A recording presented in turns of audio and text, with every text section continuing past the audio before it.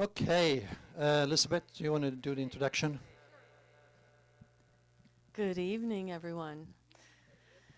My name is Elizabeth, and I've been working with Aros since 2009 when I met him at an event, and he told me a little bit about these sounds that he does. And I said, I think I want to try that out, but I'm going to check you out. And for those of you who don't know me, I've had almost 17 years total in the military, and part of it was military intelligence. So I went through a full interrogation of him and everything I could figure out about him before I allowed myself to go into this session. But he said to me, if you have this session, you'll never be the same again. And deep, deep, deep within me, I knew that this was true. And it gave me pause. And when I had the session, I went out of body. The first thing I heard were these crazy sounds, and I said, what the heck is that? That is really strange. And then I popped out of my mind, and my mind was no longer chattering. My mind was silent. And I experienced myself in a pure essence that I had never experienced before. And it began for me almost 2 years of visions and regular out-of-body experiences that were divine and just beautiful, beautiful connection with my divine self that I didn't know up until that time. And so thank you, Aros, for that experience.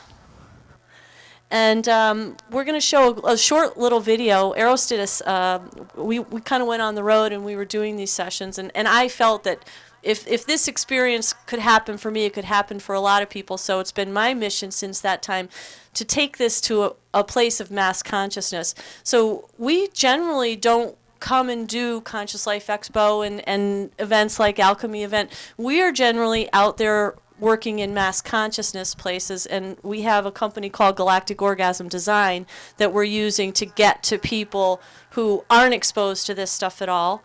And we have an ocean awareness campaign that we do. But when I first had this experience, we went on the road and we did an event somewhere near. It was in Oakhurst, and so this was a session that Aros had done with a large group of people. And afterwards, we did an interview with one of the boys that was there, Cosmo, who's 14, and this was just a fantastic little time with him.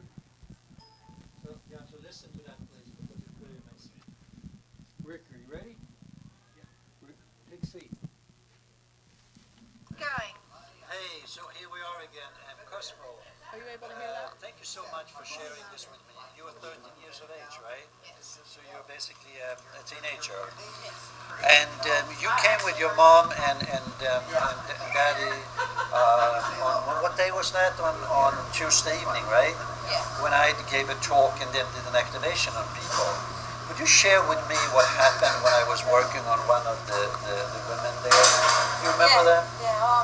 When, like, one of the times when I opened my eyes and you were like waving your hands around over and like singing everything, and like your hands swung around, and there was like another like kind of blurry hand like detached from it, and, like kind of swung out. And then it happened like a few times, and then one kind of just like went away, and then wow. It just stopped. And was there any color, any light on that hand or something like No, that? it was just kind of like a hand that was like blurry, like under it, and then it like kind of followed it, and then it kind of just like floated off. So almost like a hand underneath, or like it was guiding the movements. Yeah. Oh wow, that's pretty unusual. Now, do you have a lot of these things happening to you? Do you see hands in general? Things like Not that. usually. So how did you like these sounds that I would do with people? I liked it. I thought it was nice and cool. That was nice and cool. Yeah. Yeah. And did you feel anything? Kind of. I made me feel a little bit lightheaded and everything. The room started to get kind of like hot. So you feel lightheaded and the room started getting hot. I think this is really interesting because Cosmo is obviously an indigo child, and indigo children have this very powerful way of understanding, reality. Their point of reference completely different from most people. So this is really an honor for me to hear from you, because you are really the the torchbearer of this planet for the very near future. So we have a lot to learn from you. You're here as our teachers. Yeah. Yes. So this is really important for you, and I'm not kidding you. You're here as a teacher, and I have a lot to learn from you. I know that. So thank you for participating here, okay? All right. All right, thank you. So there were many times in our events where we would have amazing experiences, that people would have transformations and experiences, visions, or physical changes. So Aros is going to do a little of the sound work to activate us at a DNA level, and then we're going to talk about what people have experienced. Yeah, so for the ones who haven't met me before, obviously, oh goodness gracious me, I say jokingly my starship crash landed in Sweden, and since that moment I have full Earth duty. And it's okay to laugh. And then when I was about 10 years of age, I had an experience where I went to the source of my being. And when I woke up in the morning, I told my mother, you know, I went to heaven last night. And she said, what do you mean? I said, I went to heaven. And I had gone to the source of my being, and I'd been shown what my purpose for the planet, what it was all about, and that I was being guided. And after that incident, I started having spontaneous knowledge and insights to things that I couldn't possibly know when you're 10 years of age.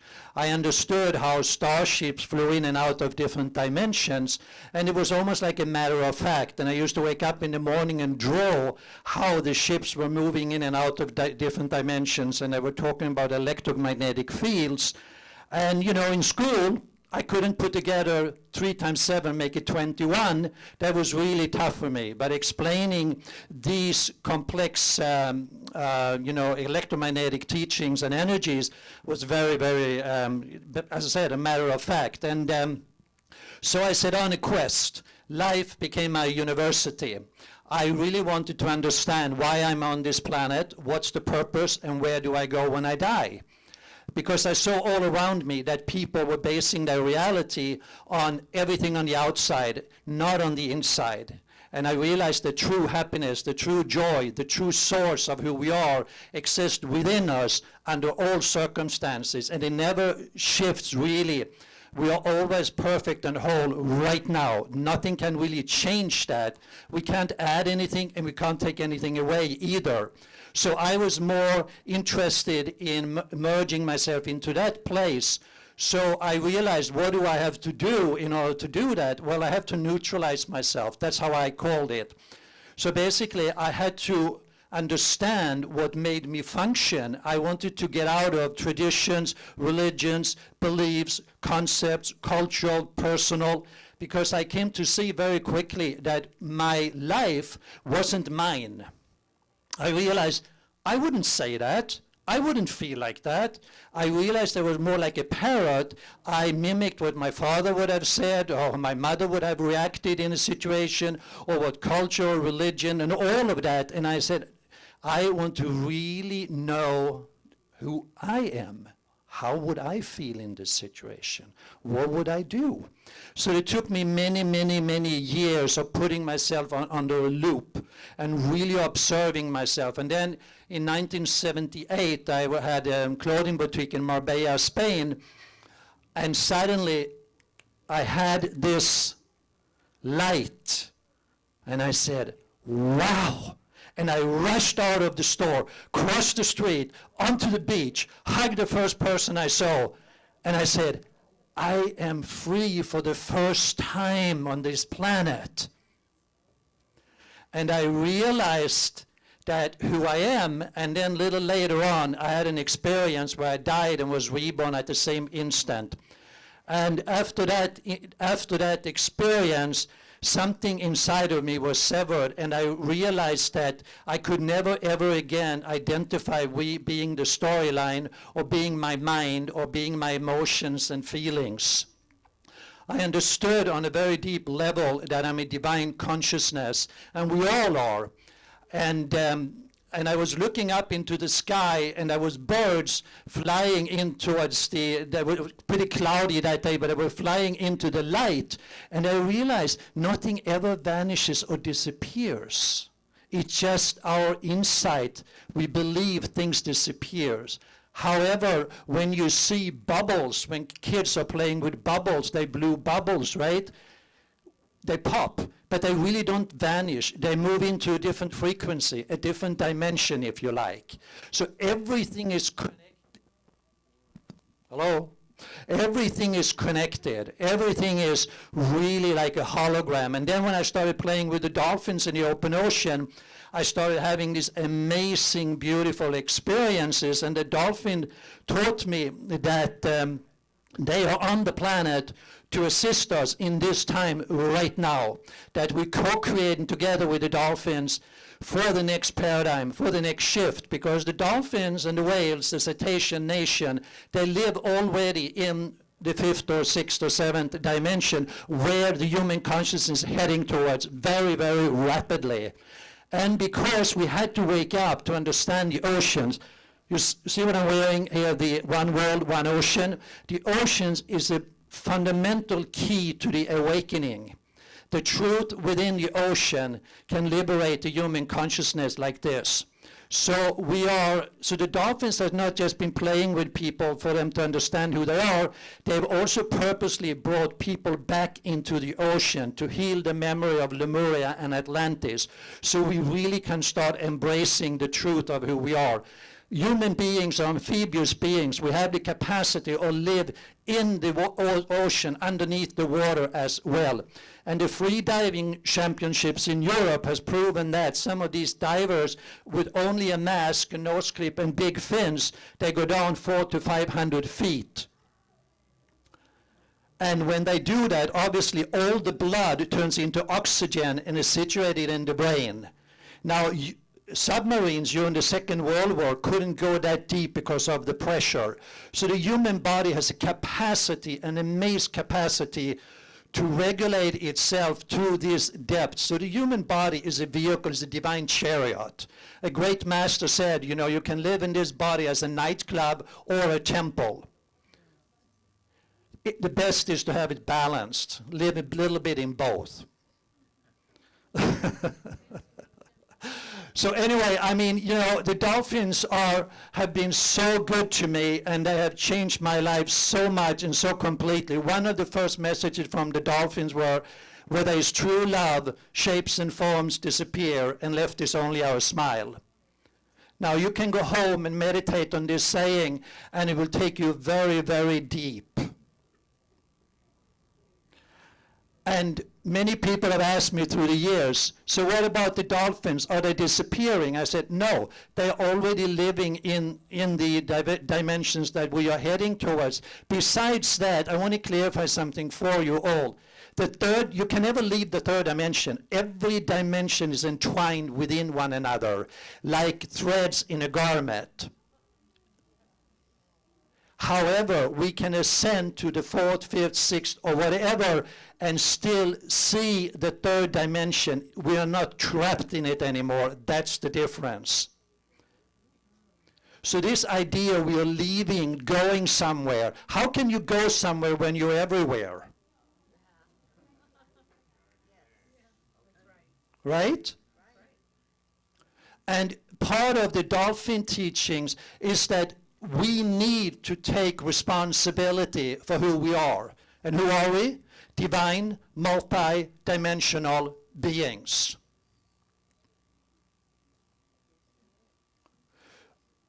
And that has never, ever changed.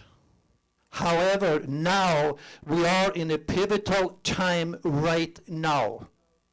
We all need to come together, brotherhood of man, if you like. One heart, one mind. And the sounds that I'm going to do that comes through me, they have helped countless people spiritually, mentally, and physically. I have literally seen miracles happen to people through these sounds. And how that happened, I really don't know, but swimming and interacting with dolphins for many, many years and having sometimes literally 400 to 500 dolphins all around, it brings you into a whole different awareness. It's like time shift, because time is never linear, right? So you really have that experience that you exist there, but you're still not there. It's a very interesting feeling, and yet it's very, very real. And one of the things also, of course, the dolphins teach by humor. I mean, you know, humanity in large, that's why I had the galactic orgasm design, right? Because most people never have to get to experience an orgasm anymore. Yeah, I know it's funny. And it's true. So I don't know if this is true, but the dolphins make love 70 times a day. 70. However, they already live in this state of consciousness. They're not doing it to receive something. They're not doing it because they feel separated or they need something. It's just part of the play.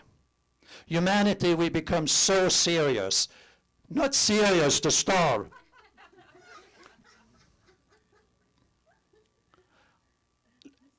Because laughter is truly the remedy for awakening.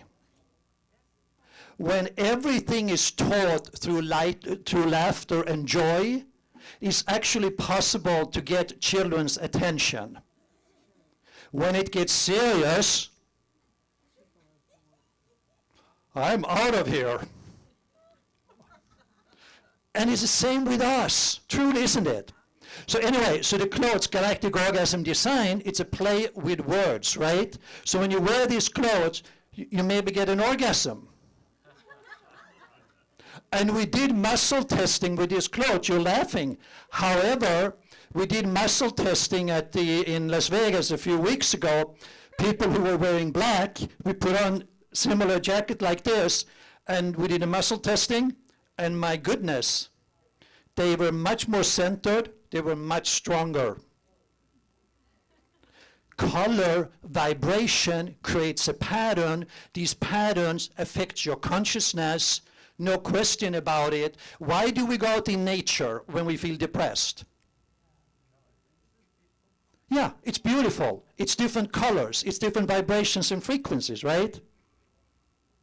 So, are we ready to have a galactic orgasm design through these sounds? Really? Yes. Okay. Bring it on. Oh, thank you. I know certain things, but I don't know how to hold this mic. You know, one of the things of enlightenment is when you can laugh at yourself. Truly, it's not that serious. Snorting? Yes, that's good too. Yeah, there you go. Who said that? Samuel, you would know.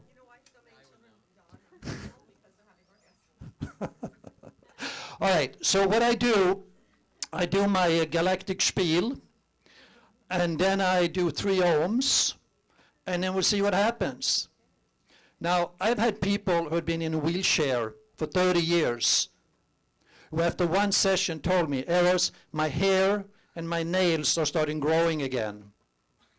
After another couple of sessions said, I feel energy in my body for the first time in 30 years. And then next session, she stood up on a walker. I have had people with heart attacks, diabetics, a triple bypass.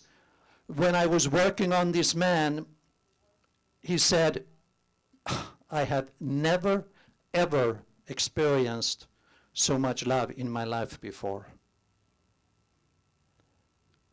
And his hand turned into like prunes. You know when you've been in the water for too long, you go kind of prune-like. And I mean, I had just one thing after the other, physically, spiritually, and mentally. Now this works because it has nothing whatsoever to do with this body you see in front of you. I have removed myself from it and allowing myself to be the vessel for these vibrations to come through me. Otherwise, it wouldn't work. Okay? You ready to go on a journey? So close your eyes if you want to. You don't have to. Because I do a lot of stuff with my arms and my hands. Some people keep their eyes open because they're curious. And just see what happens. Okay? All right.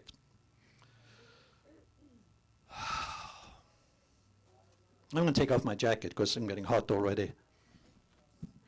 When you're hot, you're hot.